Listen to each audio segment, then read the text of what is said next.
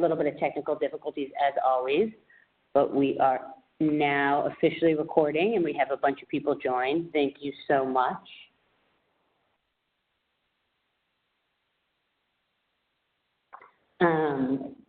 So just want to confirm, I'm trying to keep everybody on mute to cut down on background noise to make sure that we get a nice recording. But can folks just chat in if they have problems hearing me? You should be able to chat using the WebEx. Oh, if you can hear me, chat. It says I'm speaking.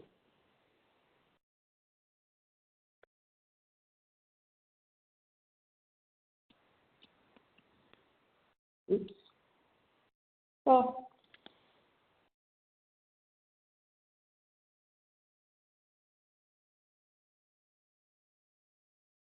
Ooh, thank you, Steve. You're my star student. I already told Gary he was my star student because he helped me get this all set up. So thanks, Bob. Love the joke. Great. I'm so happy to have everybody here. And apologies for starting a couple minutes late. As always, this technology is a source of excitement. I'm going to get rid of all this stuff so that we can, everybody can see the actual PowerPoint presentation. What we're going to do is we're going to sort of run through the whole PowerPoint, but then we'd love to take questions from folks at the end, hear your guys' thoughts, sort of just share a little bit about you know, any insight that we can offer into the process or the final report. So thank you all for joining. I know a bunch of folks, I recognize a bunch of folks on the call and, you know, on the webinar. Wanted to begin by thanking everyone for their help through the process. In particular, wanted to thank the members of our task force. It doesn't look like any of whom are able to join, but all of whom deserve a resounding shout out and thank you for their time. So that would be John Avalos, Ada Chan, James Clark, Mark Franson, Paulina Gonzalez-Brito, Kate Hartley, Sushil Jacob, Jim Lazarus, Lauren Linebeck, Ben Mangan, Keenan Miller, Tim Schaefer, Nadia Hussein, Kat Taylor, and Steve Zuckerman. And then also want to thank, and there's a whole page in the report just with acknowledgments of all the folks who made this report a reality by taking the time to talk to us. That's a lot of the folks at the Public Banking Institute, folks sort of working in the field, folks from other jurisdictions. Really couldn't have done this without you. So with all that gratitude in mind, moving on to sort of what are we here to do today.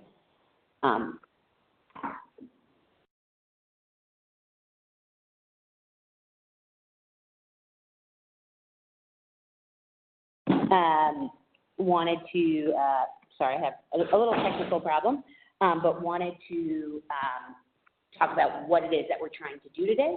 So we are wanting to answer a couple different questions about the process and the ultimate outcome of the San Francisco Municipal Bank Feasibility Task Force. So want to provide people with some insight into the process, what was involved in the task force and the report, what were the models that we presented in the report, what other information did we provide as part of the report, and then something that I'm sure a lot of folks are interested in is what are the next steps for the Public Bank Initiative in San Francisco. And I'm sure, you know, folks from California Public Banking Alliance and, you know, Public Bank SF Coalition also have a lot of thoughts on what next steps should be as well.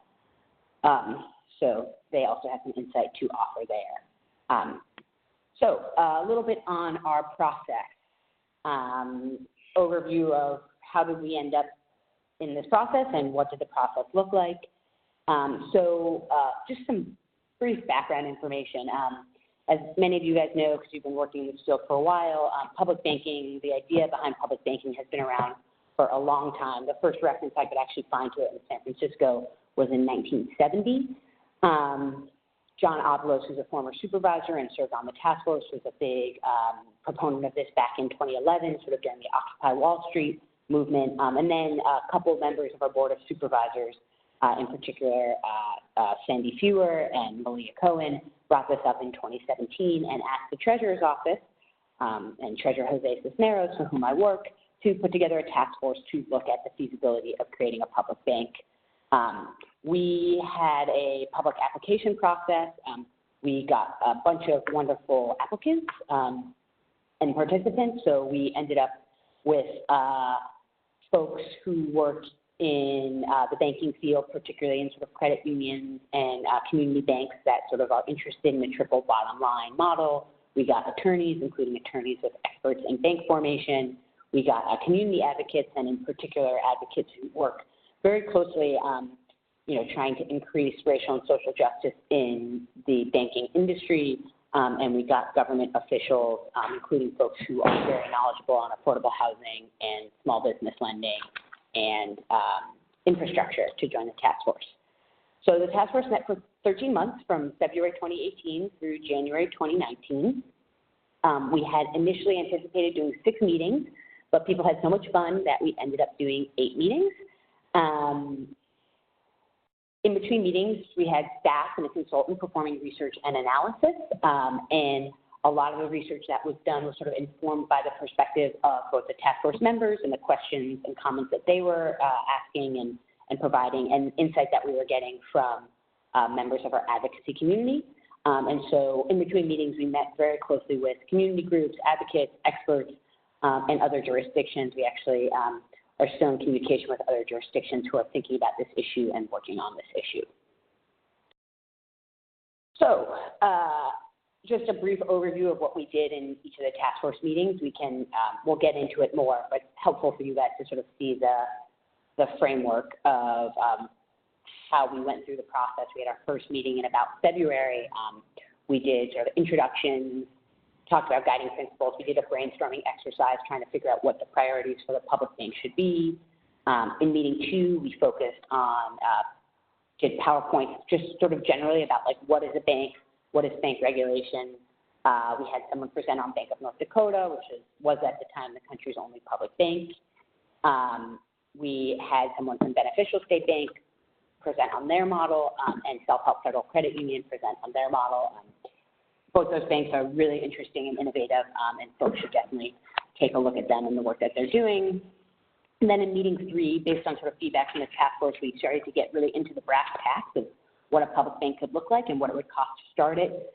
So we started talking about startup and operational costs, and then we presented on, and we sort of dove pretty deeply into 3 banks to use as models. One was Bank of San Francisco, which is a local community bank that's very consumer focused. Then we presented on New Resource Bank, which is another San Francisco community bank that was actually recently bought by Amalgamated, that is much more focused on business, and they're very much focused on climate change and renewable energy work.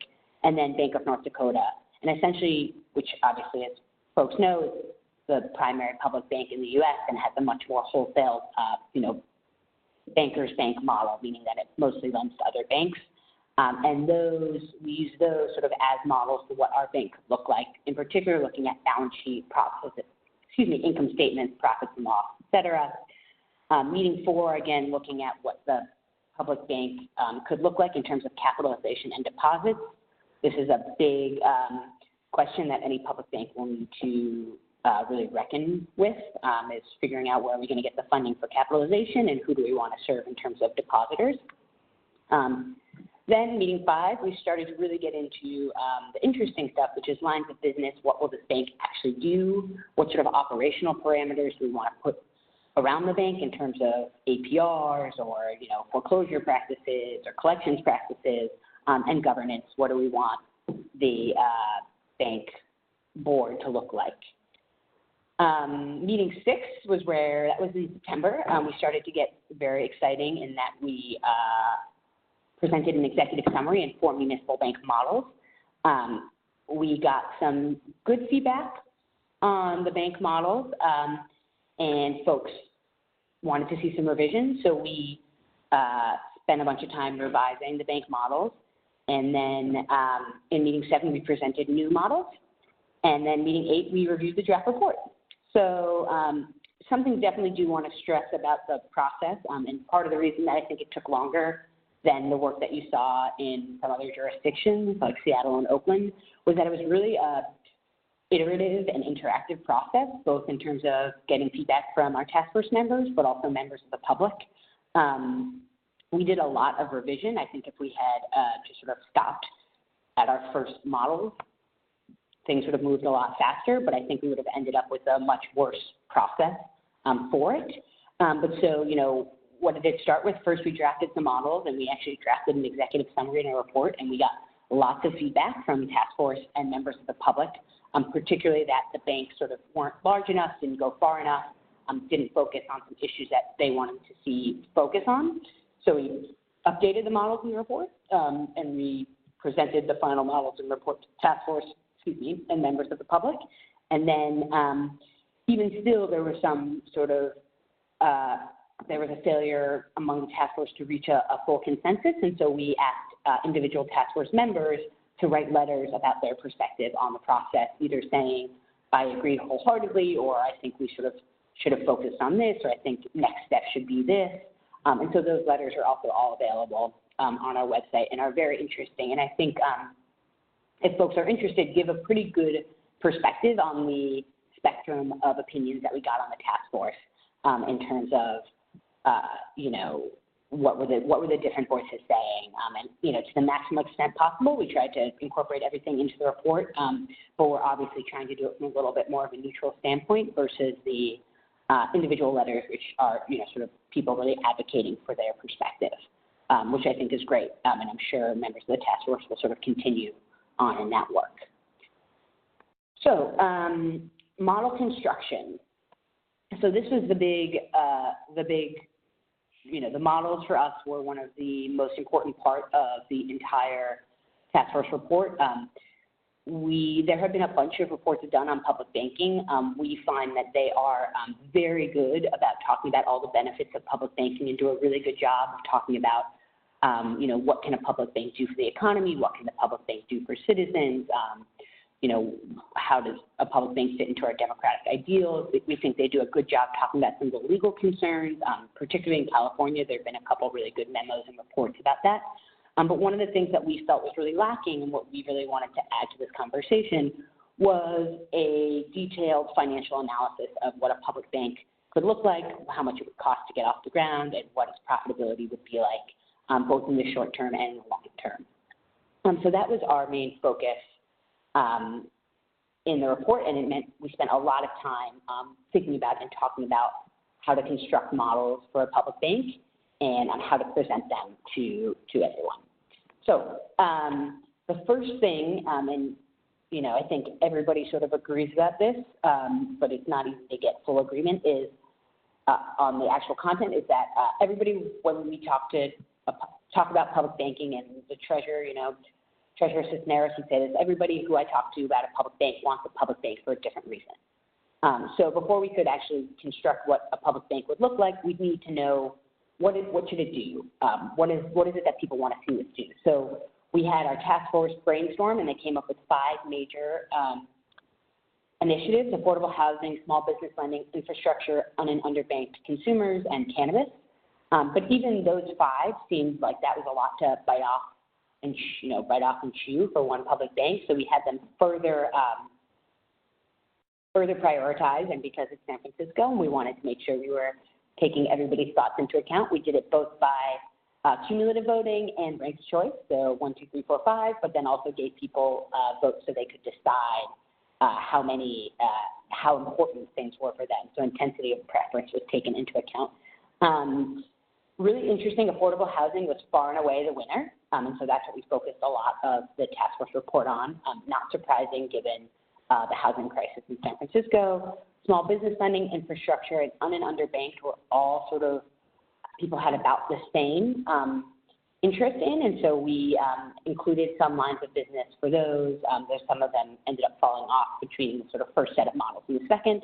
And then lastly, cannabis was pretty much the clear loser, which I think reflected a feeling among task force members that what they really wanted to see was a public bank get made, and that they were concerned that cannabis would sort of be a reason why the bank would get derailed, given all the sort of federal regulatory issues. Can you hear me? Uh-oh.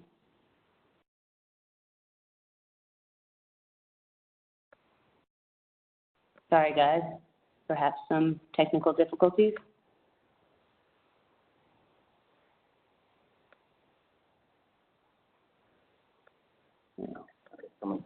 Okay, perfect. Thank you. Sorry about that, guys. I'm not the world's best WebEx facilitator, clearly. So, but the reason people weren't interested in cannabis was that people wanted to really focus on getting a public bank, and there was a concern that the federal regulatory restrictions around cannabis would just result in the public bank sort of being unfeasible and not getting off the ground. So, knowing that we really want to focus on affordable housing, small business lending, infrastructure, and underbanked individuals, the next thing to do is to go out and actually develop the lines of business. It's one thing to say that you want to lend to affordable housing projects, and it's another thing to figure out actually what does that look like in terms of who am I lending to, how much am I lending them, what's the ultimate outcome. So for this, we relied very heavily on subject matter experts in San Francisco and around the country. One of the main goals was to focus on current gaps and areas where we can really make an impact based on sort of meshing up with other city priorities or other city programs and trying to sort of like focus on what we know San Francisco is doing already so that we'll sort of be able to double our impact. So we focused on gaps. We tried to estimate current demands and what the impact would be for the work that we're doing. And then when we were developing the lines of business, we were gathering examples from other businesses to model what the loan size could look like, interest rate, loss rate. We'll get into that in excruciating detail in just a bit. But then finally, we always shared our ideas with the task force for feedback and revision. It's part of the reason why consumer loans for un- and underbanked individuals actually did not end up in our report. We had modeled sort of an alternative to a payday loan, and the perspective that we got from, particularly from our folks who are bankers and advocates for, sort of like consumer justice, we're saying that oftentimes they find that even a non-predatory payday loan makes people end up in a worse situation than they would be otherwise because people simply don't have the money to pay it off. And we didn't want to put the bank in a situation where we were, one, collecting on people who simply weren't able to pay, and two, then sort of harming our bottom line. So it was really an iterative process to develop the lines of business. So what did we end up picking? We ended up picking a number of lines of business in real estate lending, a couple in small business lending, and then we included some participation lending. So real estate lending, I'll try to go through this relatively quickly, but if folks have questions, happy to answer stuff in more detail. But the primary one and the one that would sort of be the largest chunk of the portfolio would be mezzanine debt for affordable housing construction and finance. Essentially, mezzanine debt is debt that is at the bottom of the pile below all other debt, but above the equity. So it is sort of the riskiest debt because obviously the higher up you are in the stack, the faster you get paid off, and the more likely you are to get paid off.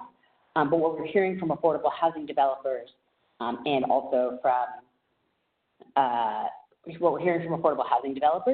from some for-profit developers who would like to do mixed income projects is that they aren't able to access enough debt to build the projects or preserve the projects that they need.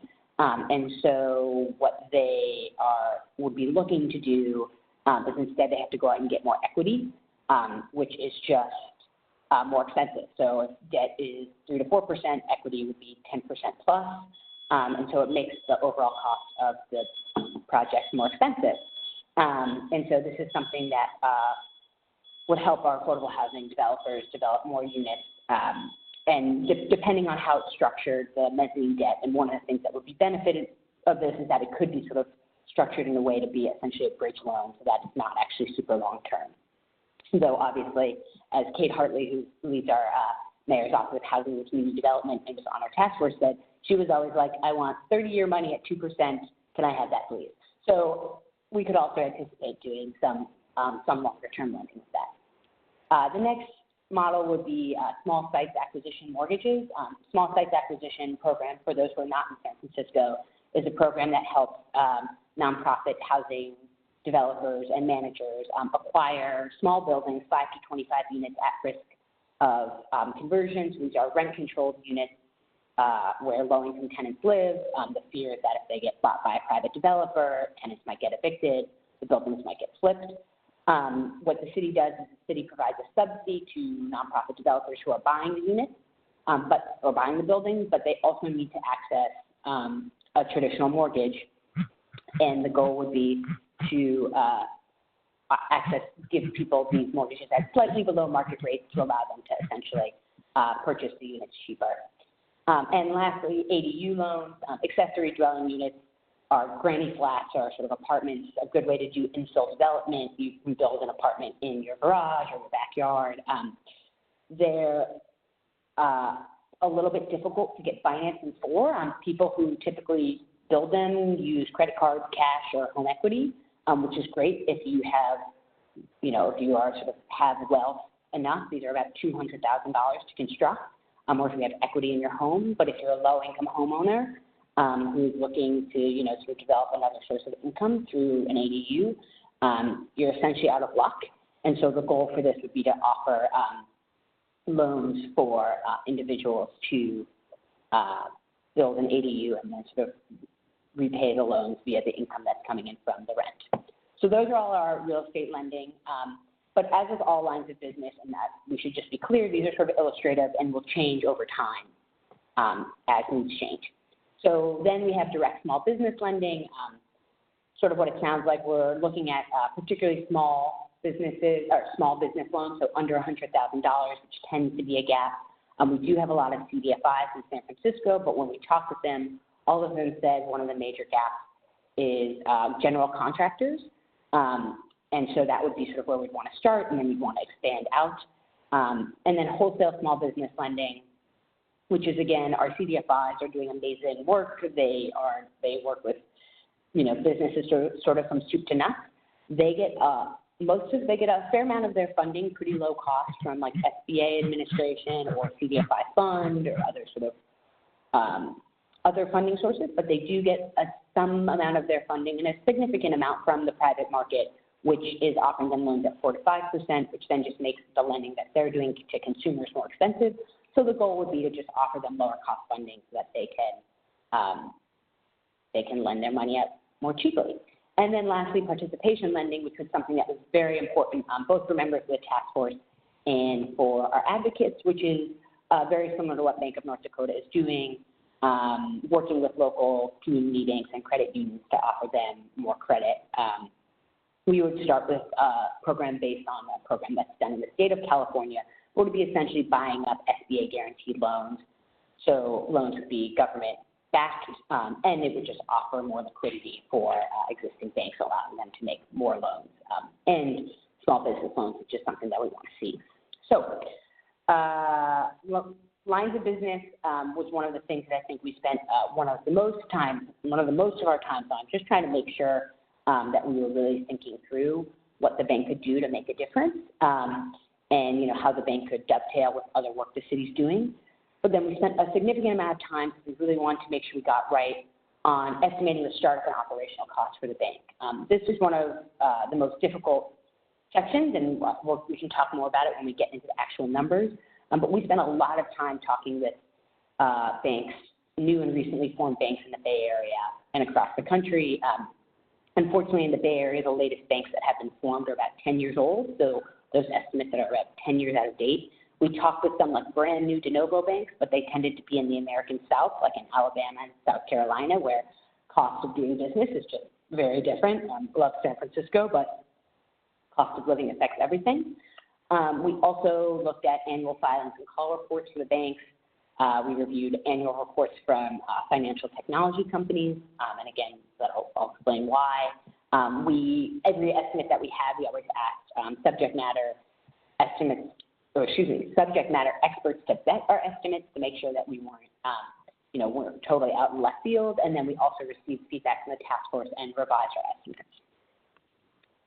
So the big question that I think is the most important one to talk about is how exactly did we model, what was our modeling approach? How did we figure out what these banks could look like, and how do we develop our financial projections? So the simplest way for us to to model and to describe how we model is that we started with a steady state bank. And so we just modeled the P&L for a bank with $1 billion in loans and $1.1 billion in assets. That was sort of our lodestar. It was where we started our analysis. And then when we realized that we may actually need to sort of have more wiggle room because we didn't want to present, we were concerned about some of our estimates and wanted to make sure that we were showing a range rather than just one number, we updated that pro forma to include low and high cost scenarios. All the costs in that pro forma, though it is a steady state, they are mostly variable, which means they will change with the bank size, which becomes important because for the rest of the financial projections, we had to sort of make the bank larger and smaller to show how it would perform over time. So once we have the year 10 pro forma, which tells us, what are our lines of business, how much lending are we doing, what's our expenses, revenue, profits for year 10, then we work backwards to figure out how the bank would perform from year 0 to year 10. We assumed it would take 10 years to reach $1 billion, partially because that's just a lovely round number, but mostly because that seemed to be pretty realistic based on some other bank models that we were using. Beneficial State Bank, for example, took about 10 years to hit $1 billion, and they, again, are doing it sort of in a socially responsible manner.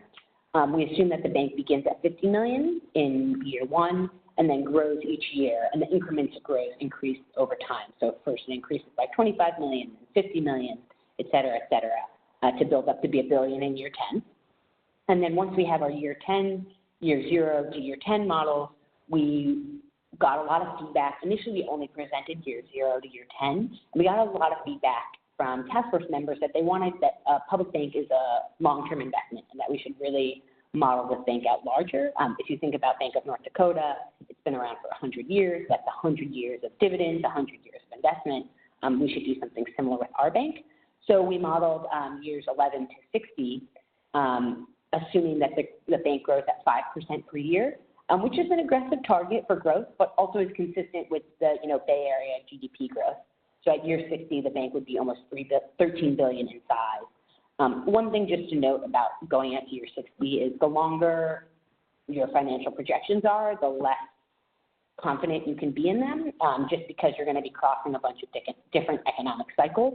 But I do think it is important to have the illustration of what these banks could look like in 60 years and what could they do for our economy. So moving into the model details. So this is where we're going to get into really the nuts and bolts of the numbers. So startup costs. What did our startup costs look like? So we modeled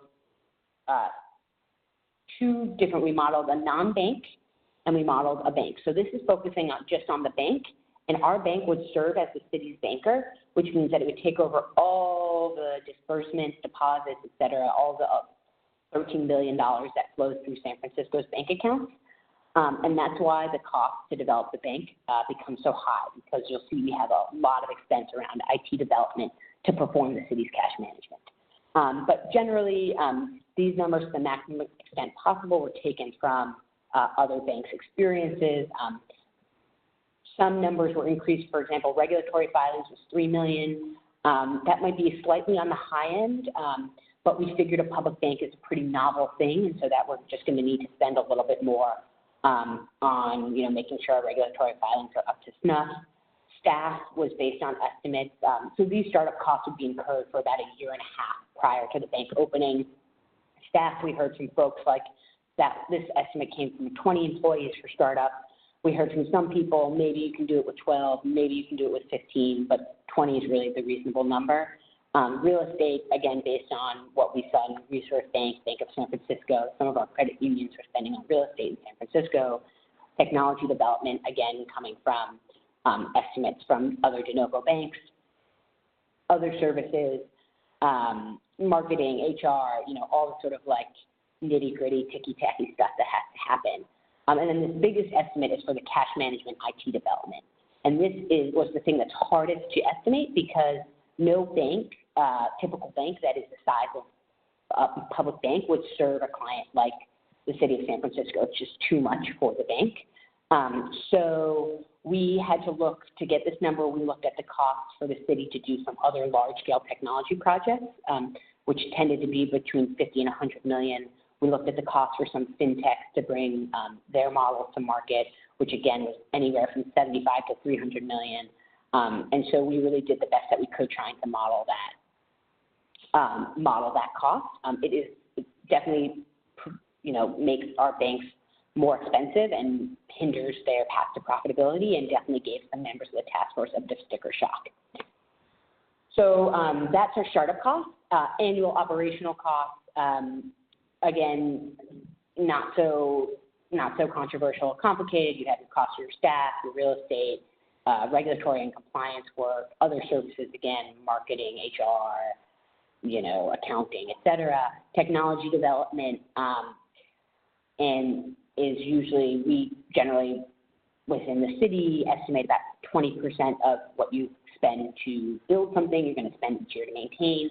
And then the cash management and IT development, again, is the most expensive annual cost, and that's the cost to maintain the systems, but also the cost to employ people to perform all the city's banking, which we estimate at about 100 or so staff members. So that, again, increases the cost, the annual cost. So getting back to our lines of business, what did we model out as interest rates?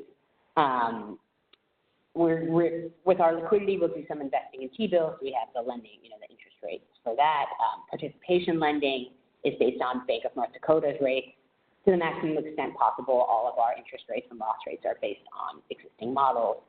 Real estate lending, we have 5% based on local banks and Bank of North Dakota, plus some interviews that we did with affordable housing developers, asking them, what figure would you need for this to pencil out?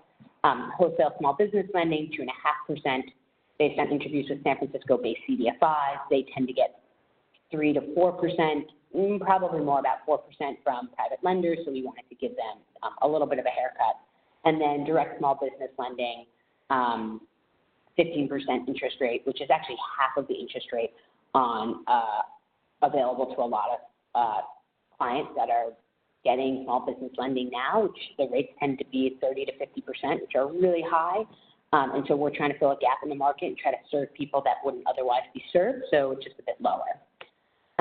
Loss rates, also super important. Again, with this, we did a low end and a high end rate, essentially with our low end being assume everything goes well, and a high end says assume you hit a financial crisis or a bump in the road. This is what your loss rates could look like. Participation lending, we assume very low loss rates based on Bank of North Dakota and the California State Treasury Program. Real estate lending, again, 1 to 2%, quite low, based on call reports for banks, Bank of North Dakota, interviews with housing developers. In particular, real estate lending, aside from the ADUs, but we'd be working pretty closely with the city, and in instances where the city would have an interest in seeing projects get done. And so, there's always sort of an implicit guarantee that the city's putting forth. Wholesale small business lending, again, 0.5 to 1%. Again, that's based on interviews with CDFI, their past loan performance. These guys are well capitalized. There's very little risk. And then direct small business lending is where loan losses get quite high.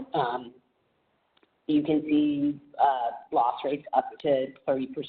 On deck, which is sort of one of it's a fintech that does small business lending. It's one of our models. Saw loss rates of 16% in 2017, and I believe in 2018 the loss rate was even higher. So just a little bit of a liability in terms of a line of business. And then important, so we talked about the headquarter costs. The headquarter costs are everything that is not, so to have a bank, you have 3 types of costs. You have your startup costs, which are fixed, one time, done. You have your headquarter costs, which are fixed, annual, and then you have your lending operational costs, which will vary as a proportion of your lending portfolio.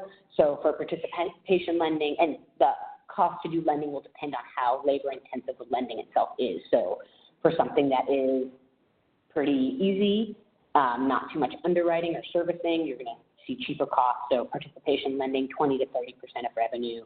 Real estate lending, a little bit more expensive, 50 to 75% of revenue because it's complicated to source and underwrite deals. Wholesale small business lending, similar to participation lending, pretty easy to do. 20 to 30% of revenue is going to be your cost. And direct small business lending is the most expensive, it'll actually be 10 to 15% of net loans rather than revenue. And again, for each of these, to the maximum extent possible, we got them from public sources talking about what their costs were to do their lending. So what were the outcomes? Now that we've talked about like what was all the stuff that went into the model, the real question is, what did the models find? And so to begin with that, we first need to talk about what the models are and what they did. And so we modeled 3 different banks. The first bank is a reinvestment bank. It's actually not a traditional bank. It is going to access debt rather than deposits. It would not have a public banking or not have a public banking or any banking charter. It would have lower compliance and sort of overhead costs because of that, and so would achieve profitability faster. It is focused like a laser on reinvestment, so it would do affordable housing loans, small business loans, both wholesale and direct. Our second model is Model 2, which we call the divest model.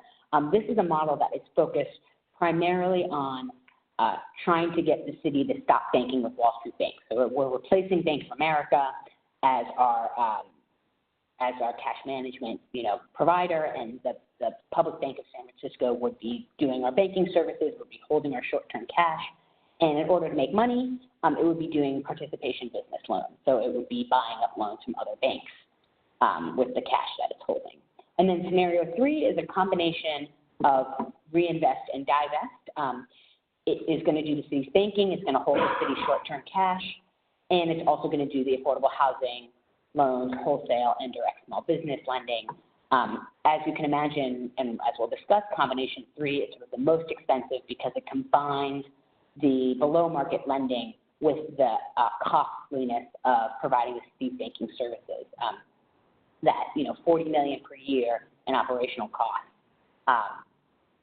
does a number on a bank's profitability, at least in the short term.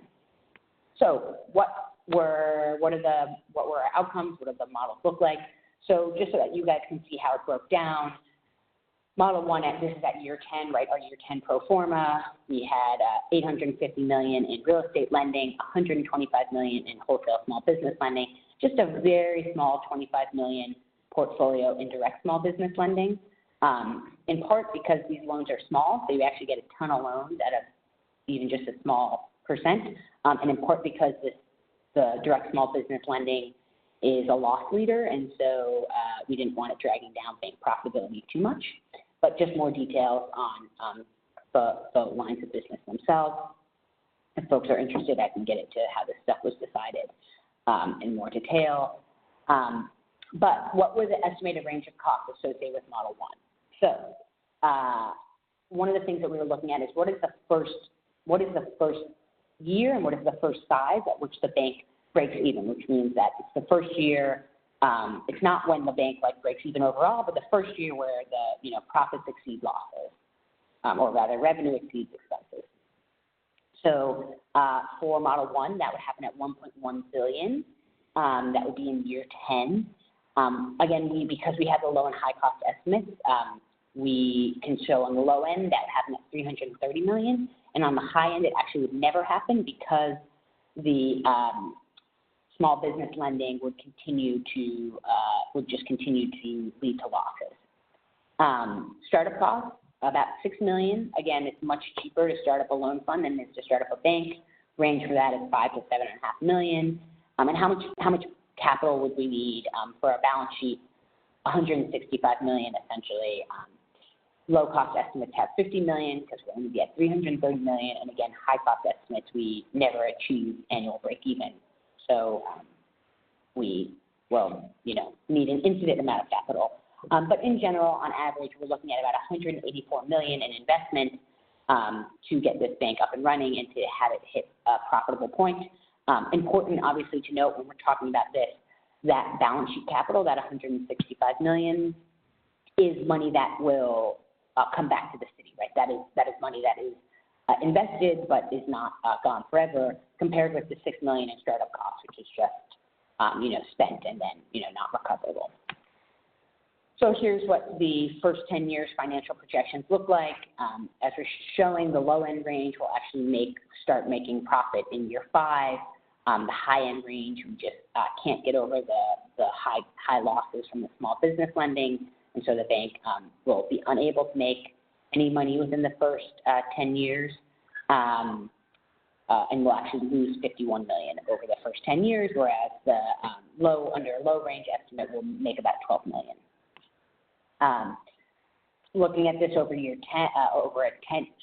16-year timeline, bank will first sort of achieve an annual break even at around 10 years, and then we'll continue to make money for all the 60 years. It's important to show, like, the bank never, here, let me just move this because you can't see the key. The bank never makes money hand over fist, but it will achieve profitability. It will be able to have more money to reinvest in the community.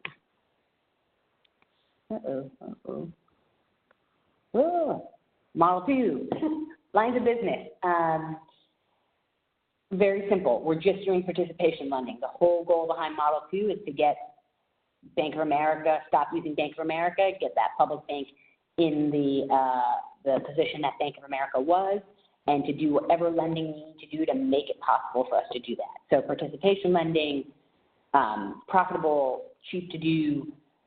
The major con of participation lending is that you don't have much control over it because you are you're not doing the lending yourself. So you can't sort of fill in a gap in the market. You're really just like purchasing loans that other banks are doing, at least the way we've envisioned it. So what are the estimated range of costs associated with Model 2? Model 2 needs to get pretty big to break even because it has the high cost, both startup and annual, of performing the city's cash management. It is just a big endeavor, and large banks are able to do it because they can spread the cost across a bunch of different clients. But if the city's our major client, we're just eating that cost ourselves. So size at annual break even is $3.1 billion. That ranges from 2.3 to 4.1 if we're using a lower high cost estimate. Startup cost is $119 million, ranging 95 to 143 million, and the balance sheet capital would be, we need 460 million or 340 to 615 million. Overall, we assume that Model 2 will break even in 31 years, and as an average, it would need about 1.6 billion in investment. And again, that 1.6 billion includes the startup cost, right, that 119, the capital investment, right, that 460, which is money that that the city has, and the city will be getting returns on it, dividends in the form of dividends, et cetera. But we'll also need an operational subsidy, which is money that is needed to keep the bank running during years of losses. So what do the financial projections look like for the first 10 years? Again, it's pretty expensive. It takes us a while to get up and running, and we have high startup costs. So we're going to be losing a significant amount of money for the first 10 years. But when we look at it for the longer term, which is what the task force members asked us to do, we see that we make money, again, around about year 30, 31. And then we actually, as the bank gets bigger, we start making a significant amount of money because in general, the larger a bank is, the larger the bank's lending portfolio, the more money it will make. And so by year 60, when we're at 13 billion, we have a lot of money coming in from our participation loans. And the cost to run the city's cash management remains constant. So that's sort of we have a variable income that's, or profit that's really increasing, and fixed expenses that are sort of staying the same with slight increases. So Model 3, that's our final model. It's our combination. As I'm sure you guys now recognize, the lines of business for Model 3 are the same as they were for Model 1. It's just that this is a bank, and it will also be performing the city's cash management. Model 3 is the most expensive and has to overcome the most hurdles to break even. So to break even at the average cost is 10.4 billion. Low is 3.9 billion, and high, similar to with Model 1, it never breaks even. Again, because of the small business lending that just sort of drags down the bank's bank's revenue. Startup costs are the same as with Model 2. Balance sheet will require $1.6 billion on average, or $590 million for low cost. And in general, the bank would hit an annual break even at 56 years after $3.9 billion in investment by the city. So again, year 1 to 10, not particularly interesting because it's just sort of losing money, though you'll see in the high range that the bank essentially just needs this ongoing, the losses don't go down, the bank just essentially needs a continuous subsidy. But then if you look at it again over a 60-year time frame, we start to see that about year 55, 56, the bank brings, revenue exceeds expenses, the bank breaks even, and will then continue to make money from there on out. $10 billion is a big bank, but it's not an unreasonable figure. Bank of North Dakota is about $7 to $8 billion, if I recall. So, very much possible to have a public bank that size, particularly when you say, well, the economy of North Dakota is about the same size as the economy of San Francisco, if not even slightly smaller. So, this is just sort of an average investment, again, going through how much it would cost on the whole to bring these banks to annual break even. One thing it's important to note is that there was a lot of discussion on the task force about how to present these numbers. We assumed that the bank would start pretty small and would grow from there. Other people, rather than wanting to see us sort of present a timeline, said, just give me how much money I need to get this bank up and running, right? Like, because, if it takes me $1.1 billion, if I have to do $1.1 billion to make money at Model 1, don't tell me it's going to take me 10 years to get there, because I could choose to start a bank at $700 million, and then it would take me 1 year to get there. And so that's just, I think that's a very valid perspective. And so we include the years our models project for the bank to break even. But conversely, if the city can get, the deposits you need and all the investment you need to start a loan fund or a bank at $1.1 billion, you could get there, you could hit profitability right away, and then this operational subsidy line would actually, it would go away because you're no longer enduring years of losses. You're starting big and you're starting profitable. Okay, so aside from the models, what else is in the report? And I'll probably run through this pretty quickly because I want to make sure we have time for questions. But we talked about the task force. We talked about some banking basics. We talked about what makes a municipal bank different from a traditional bank, and why are people so interested in it. We talked about municipal bank models. Then we had a pretty robust discussion of some of the policy and operational considerations around forming a municipal bank. Stuff about where would you get the capitalization from, where do you get deposits from, where do you, how do you structure the governance of a bank, what are some of the risks associated with it. And then lastly, we had a conclusion that looked at, sort of summed up where we had gone and looked at whether a phased approach could be right for the city, and then talked about, should the Board of Supervisors and the mayor want to go forward, what are the next steps that we would need to do, to accomplish this goal.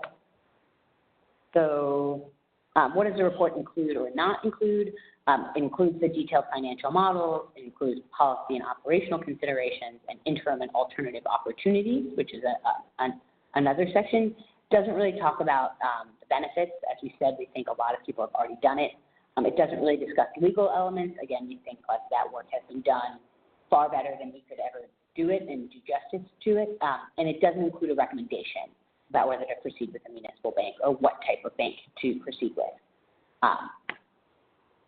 So again, want to fly through this because we want to leave time for questions, but what are some of the policy and the operational considerations? We talked about the source of bank capital deposits, bank governance, some tensions between the treasurer's role statutorily in a municipal bank, and what are some interim steps that a city could take on the road to a municipal bank. So what's next? So San Francisco Board of Supervisors, which is essentially our legislative body like our city council, they have a sort of policy analyst arm. It's called the Budget and Legislative Analyst Office. They are reviewing the report and are going to provide feedback to us and to the Board of Supervisors about the report.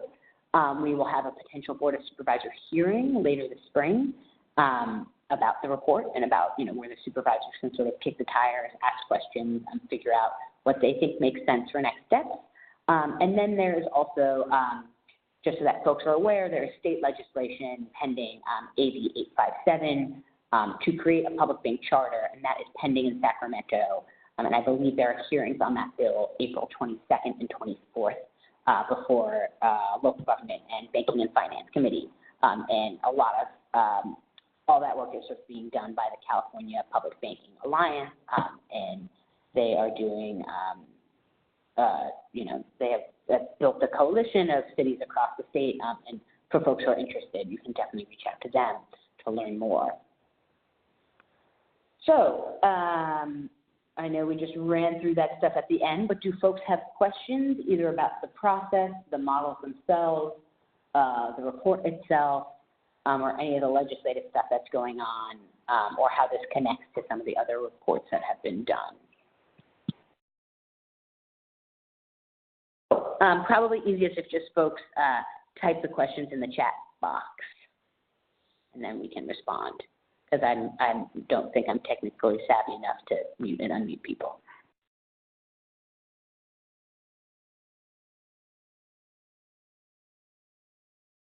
And if not, I mean, for those on the West Coast, we can all just start our lunch 8 minutes early. And for those on the East Coast, I don't know, you have a couple more hours of work, so.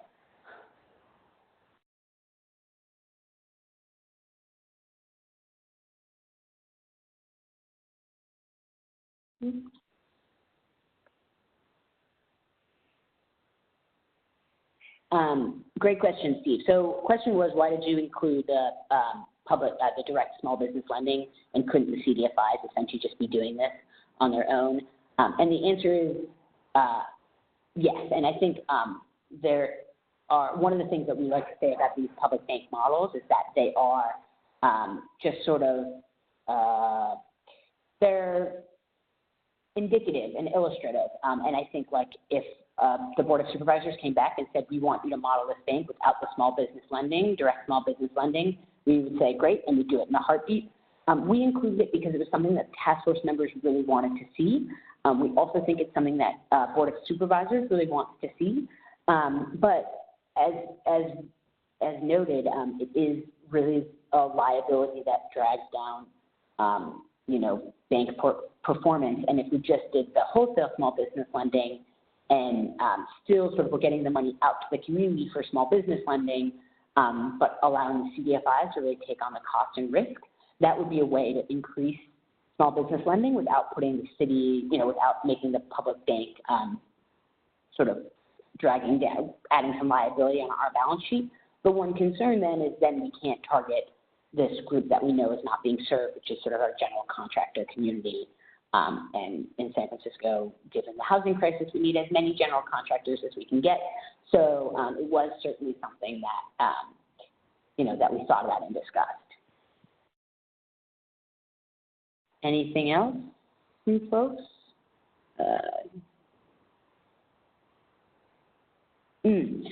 Question of a phased approach is a really good one.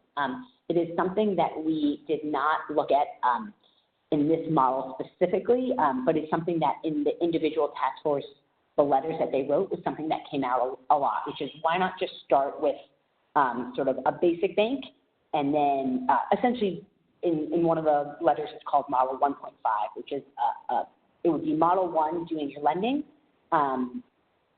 which is sort of the reinvestment lending, but as a bank.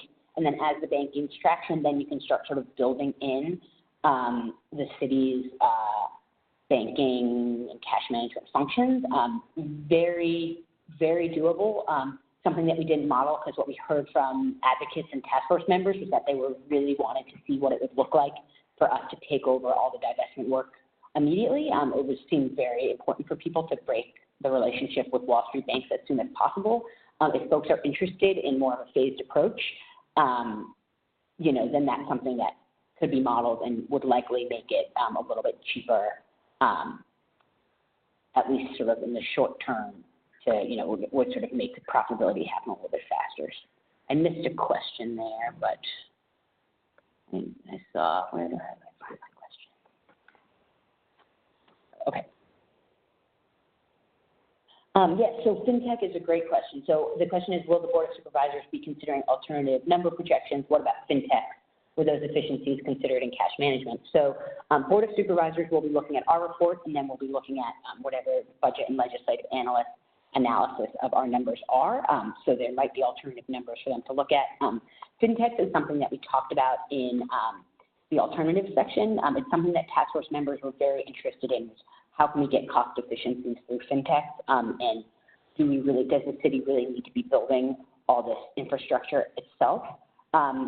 It's something that we are in San Francisco. We are sort of the FinTech and tech capital of, America, if not the world. I think it's something we definitely need to look into more. We did a pretty robust survey of the FinTechs out there and couldn't find anything that could serve our needs, because one of the things about FinTechs is they tend to focus primarily on they tend to focus primarily on electronic checking, deposits, et cetera, and the city handles a lot of cash. So, we talk to FinTechs and they say, well, what about a debit card? And we say, well, that's not going to work for, one of our taxpayers who's paying, their property tax and $10,000, in cash. So it's definitely something that we should and will continue to look into, but we just weren't able to find that solution doing the market scan that we did, and wanted to sort of focus on building things out ourselves.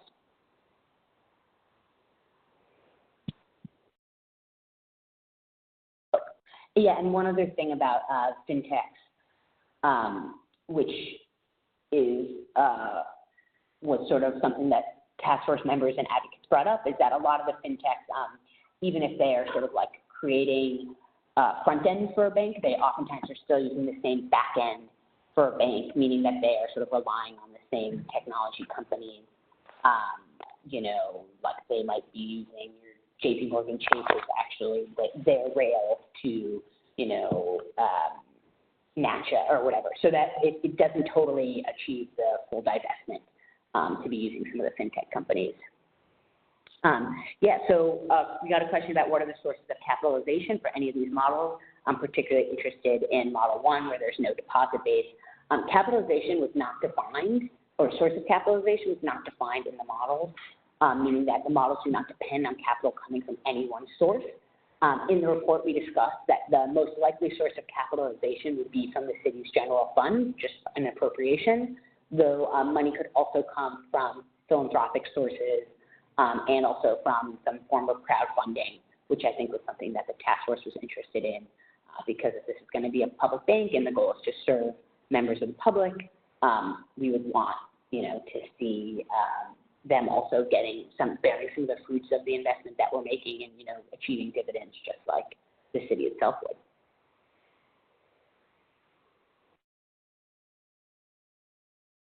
Guys, it's 11:59. I don't know about you guys, but my tummy's rumbling, and it has been great chatting with all of you. You have my email is in the PowerPoint, and we're also going to post the PowerPoint in the webinar for folks, your colleagues, friends who weren't able to join, but also please feel free to reach out to me via email or give me a call if you have any additional questions. The report and all the appendices are available online, as is the Excel sheet that has the actual bank model. So feel free to download that, tinker, see what happens if, you build a model 1.5 or, you change the source of deposits. So thank you so much again, and I really appreciate you all taking the time out of your busy days. Of course, have a good one. Bye, guys. I'm going to end the meeting somehow. It might take me a couple minutes.